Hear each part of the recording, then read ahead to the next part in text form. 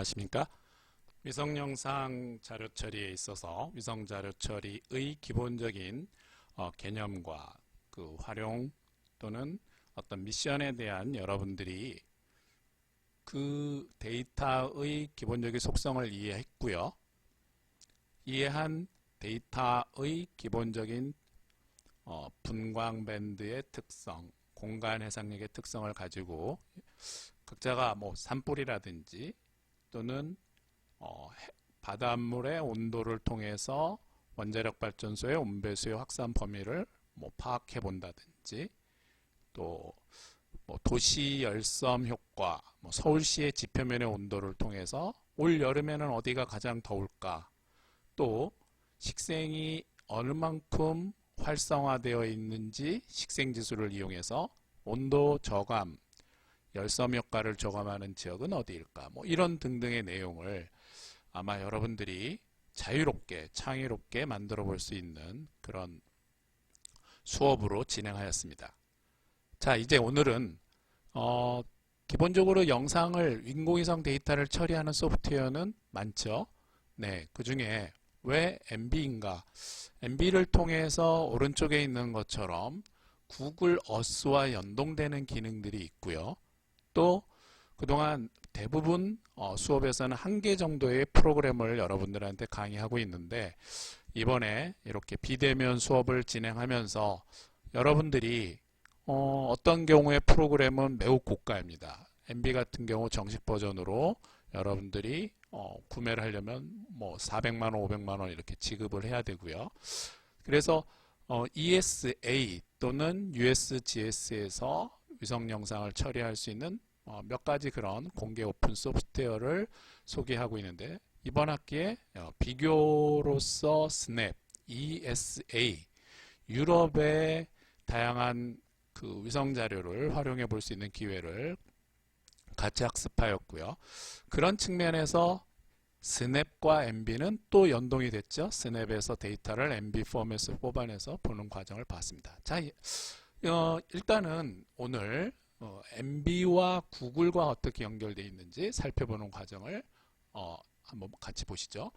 여러분들이 기본적으로 데이터를 USG에서 다운받아서 오픈해서 이렇게 잘 열리게 되면 자료가 있죠. 그 자료 중에 우리가 어떤 데이터를 활용할 건지 뭐 여러 가지로 그동안 학습을 하였습니다. 자, 이번에는 그냥 샘플 데이터로 있는 거를 가지고 한번 볼까요? 자, 샘플 데이터를 열었죠. 열면 어떻게 되나요? 자, 이렇게 available band list에 MB에 설치되어 있는 디폴트 데이터를 열 수가 있겠고요. 뭐 그동안 많이 했죠. RGB. 자, 밴드가 7개 있는데 파장대를 보니까 랜셋 5 데이터인 것으로 판단이 되고요. 그렇죠?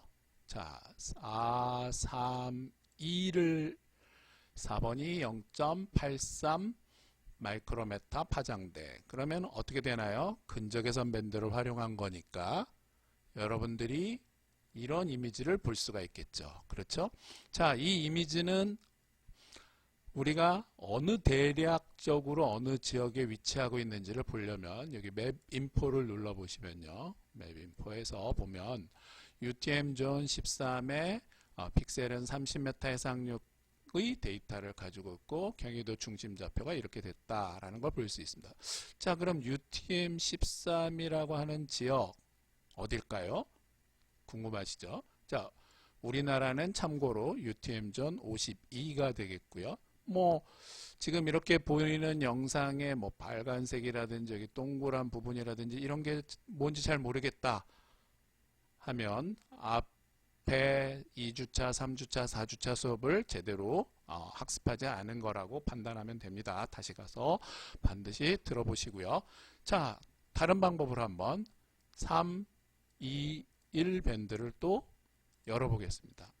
자, 3, 2, 1 트루 컬러죠. 이렇게 녹색으로 되어 있는 것은 아마 식물이나 뭐가 있다고요? 예, 나무, 벼, 뭐 밀, 뭐 이런 것들이 이렇게 분포하는 지역이라고 볼 수 있고요. 그 옆에는 뭐 좀 다른 우리나라의 지형하고 전혀 다른 그런 패턴을 볼 수가 있겠죠.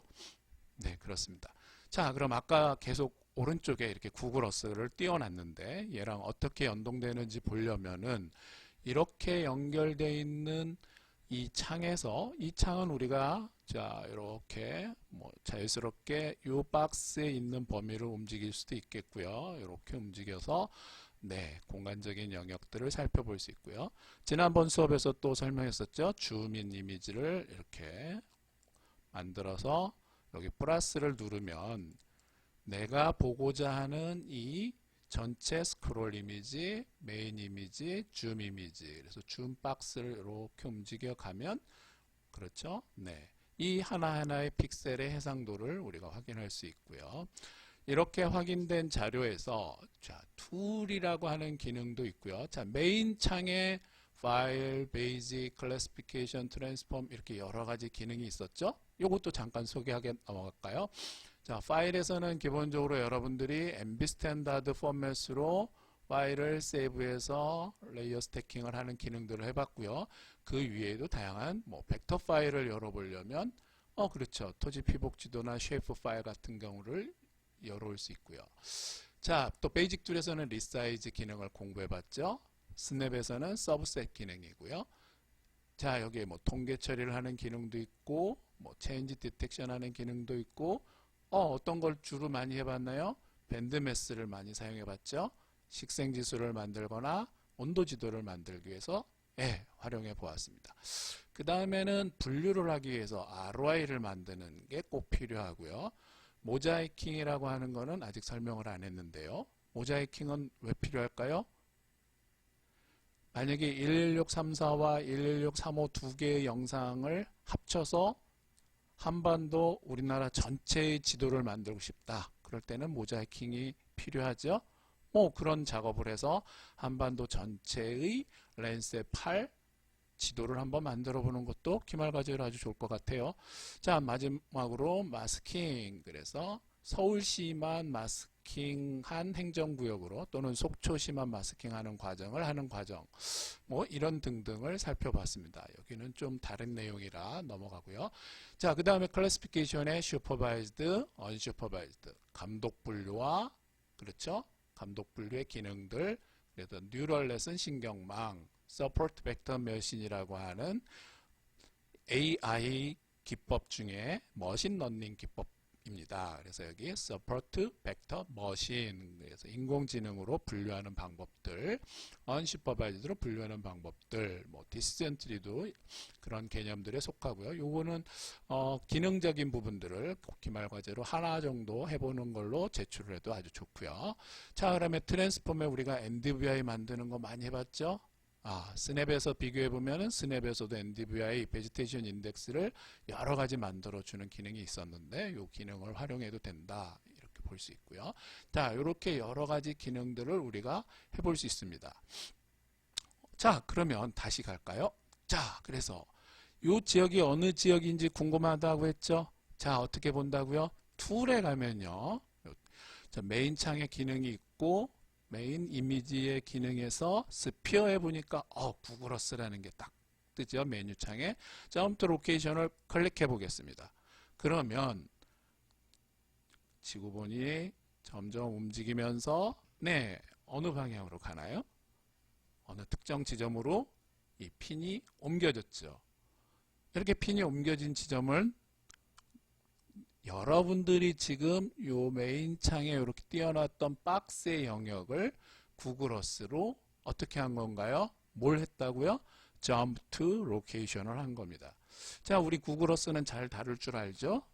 자, 구글 어스를 할 수 있는 여러 가지 기능들이 있는데 위성 영상을 가지고 내가 2020년 5월, 2020년 4월 가장 최신의 데이터를 구름이 없는 좋은 자료를 받아서 분석을 한 다음에 그 지역이 어떤 특징을 나타내고 있는지 검증해 보는데 아주 효과적으로 사용할 수 있습니다. 랜셋 자료로는 해상력이 낮아서 지금 이 지점이 어떤 영향, 어떤 객체들로 구성되어 있는지 잘 파악하기가 어려운데 구글의 점프 로케이션을 갔더니 오른쪽과 같은 지역이라는 겁니다. 그렇죠? 여기 동그랗게 이렇게 돼 있는데요. 여기는 지금 녹색으로 나 있는데 여기는 그렇지 않죠? 뭘까요? 뭐 외계인이 나타나는 무슨 서클이라고 하는 그런 걸까요?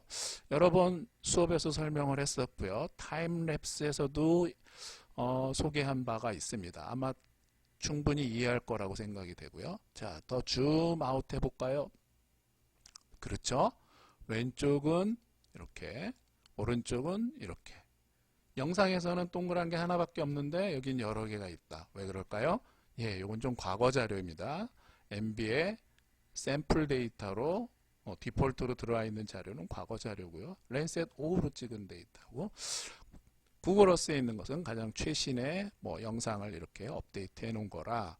자, 그럼 힌트가 됐겠죠? 미국에서는 농경작 지역을 이렇게 밀, 옥수수, 콩 이렇게 재배를 하고요.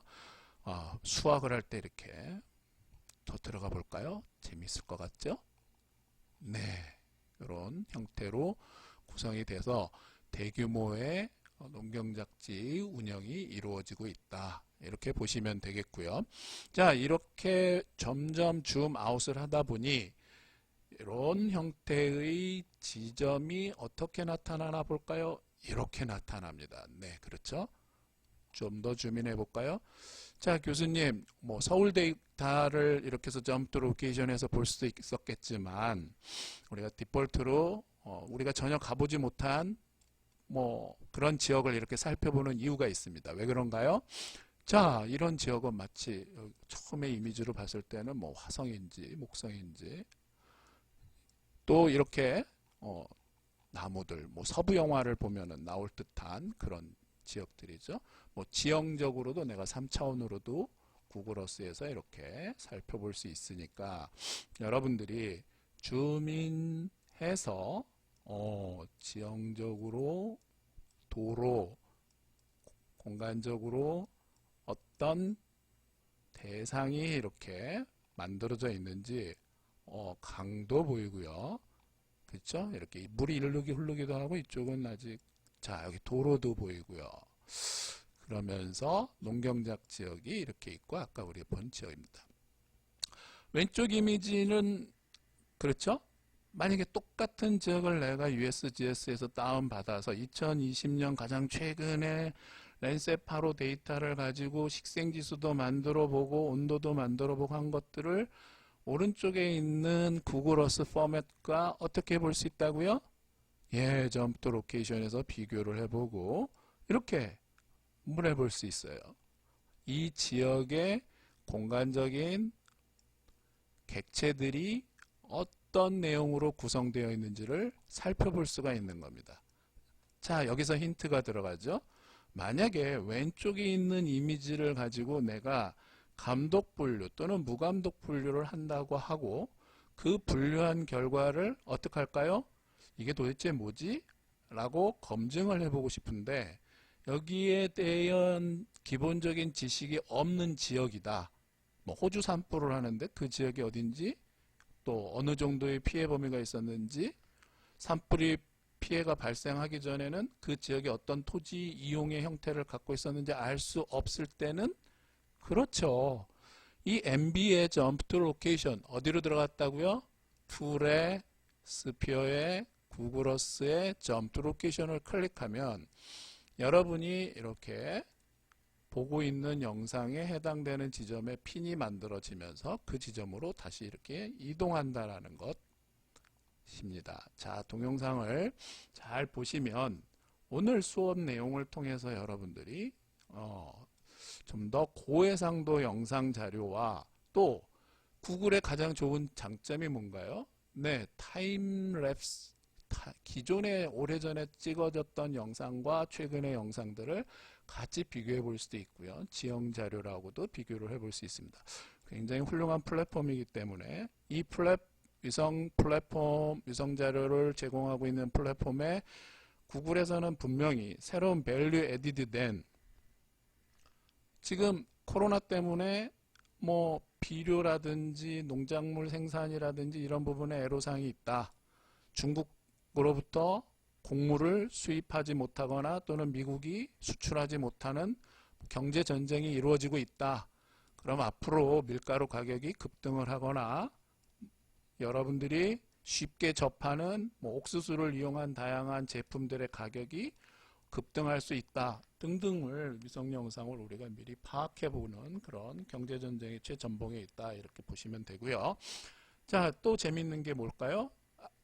아까 소개한 내용대로 분류를 한번 간단하게 볼까요? 자, 클래시피케이션이 있었죠? 무슨 분류요? unsupervised의 K-means라는 걸 해봤죠? K-means를 눌렀습니다. 그럼 어떤 창이 뜨냐면 이런 창이 뜨는데요. 우리가 지금 불러온 영상이죠. 샘플 영상이 뜹니다. 지금 처음 디폴트에서 불러왔던 BHTMREF라는 6개 밴드의 요 풀씬을 그대로 다 사용해 보겠다. 굳이 마스크는 하지 않고 오케이 6개 밴드를 다 K-means로 돌려보겠다. 그러면 어떤 창이 뜨나요? 요런 창이 뜹니다. 자, 몇 개의 클래스로 분류해 볼까요? 깃볼트로 5개로 해보겠다. 스레스홀드는 약 5라는 값을 5% 정도의 값을 놓고 해보겠고 이터레이션 몇 번 돌려보겠다. 뭐 이러면서 뭐 메모리로 그냥 하든지 파일로 저장하든지 한번 바꿔볼까요? 자, 한 10개 플러스를 눌러야죠. 자, 10개 정도의 클래스로 만들어 주세요. 이터레이션은 한 5번 정도 해주세요. 뭐 디폴트로 특별한 어떤 데이터 값을 모르겠고 오케이 좋습니다. 돌려주세요 하면 이런 창이 지금 돌면서 계속 5번의 이터레이션을 통해서 10개 클래스로 만들어서 분류를 네가 해봐라 했더니 K-means로 분류한 파일이 어베이러블에 딱 결과로 떴습니다. 자, 이걸 새 창으로 한번 열어볼까요? 디스플레이, 뉴 디스플레이에 그럼 디스플레이 창이 이렇게 새로 생성이 되죠. 이 생성된 거에 K-means 된 데이터를 로드해 봅니다. 오! 앞에 있는 이미지는 1번부터 7번까지 즉 0.4850 블루 스펙트럼부터 근적외선과 약 그보다 조금 더 파장대가 긴 이 밴드들만을 우리가 지금 활용했는데도 불구하고 대략 10개의 클래스로 이렇게 객체들을 속성들을 구분해 준 겁니다. 내가 여기 어떤 정보를 주었나요? 주지 않았죠. 데이터들 값 가지고서만 분류가 된 거고요. 자, 여기 우리가 이 데이터 값들을 읽어보는 방법이 커셔 로케이션 밸류라는 게 있었는데 어떻게 한다고요? 오른쪽 마우스를 누르면 이런 창이 뜨고요. 커셔 로케이션 밸류를 클릭해 줍니다. 자, 이렇게 커셔 로케이션 밸류를 클릭해 주면 다음과 같은 창이 뜨는데요. 자, 디스플레이 2 여기 디스플레이가 되어 있는 넘버 2에 지금 마우스가 움직이는 X좌표, Y좌표 그 지점의 원래 RGB 값은 얼마 그런데 이 지점의 데이터는 내가 마우스를 클릭한 지점은 10번 클래스 노란 건 몇 번 클래스요? 4번 클래스 빨간 거는 1번 클래스 자 그럼 1번 클래스는 대략 아까 우리가 뭐라고 판단할 수 있었을까요? 그렇죠. 식물, 녹색, 농경작지 이 지금 보고 있는 전체 대상 영역 중에 빨간색으로 있는 부분들은 대략적으로 식물이 분포하고 있는 지역일 것이다 라고 컴퓨터가 데이터를 만들어 준 거고요. 우리는 그 지점의 데이터들만 뽑아내면 됩니다. 1번의 클래스로 분류된 지역만 추출하면 되는데요. 어떻게 추출할까요? 네. 한번 여러분도 찾아보시고요. 다시 알려드리도록 하겠습니다. 이런 내용의 기능 등을 스스로 찾아보는 그런 과정의 학습이 매우 재밌을 거라고 판단이 되고요. 오늘은 구글어스 그러면 지금 살펴본 요 속성들이 구글어스에서 여기는 철광석이 있는 지역이에요. 여긴 석회암이 있는 지역이에요. 여긴 모래가 있는 지역이에요. 자갈이 있는 지역이에요. 여긴 예전에 지진이 한번 났었던 지역이에요. 하는 등등을 왼쪽에 랜셋 데이터로 비교해서 충분히 파악해 볼 수 있을 거고요. 이렇게 단순한 기법 말고 AI 좀 더 멋진 감독 분류 기법으로도 여러분들이 해보시면 좋은 영상 처리, 위성 자료 처리의 경험이 쌓일 것입니다. 네, 수고하셨습니다.